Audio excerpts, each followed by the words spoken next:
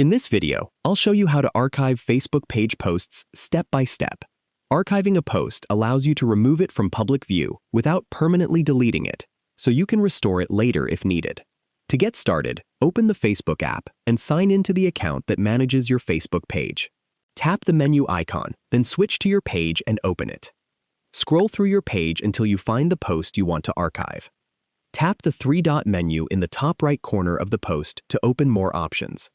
If the Move to Archive option is available, tap it and review the confirmation message.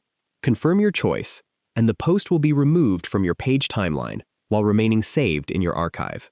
To view your archived posts later, open your page, go to Professional Dashboard or Activity Log, depending on your app version, and look for the Archive section.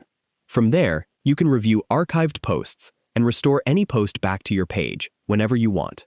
If you don't see the archive option, make sure you're using the latest version of the Facebook app, as available features may vary by account and page type. If you found this video helpful, please like the video and subscribe to the channel for more easy app tutorials.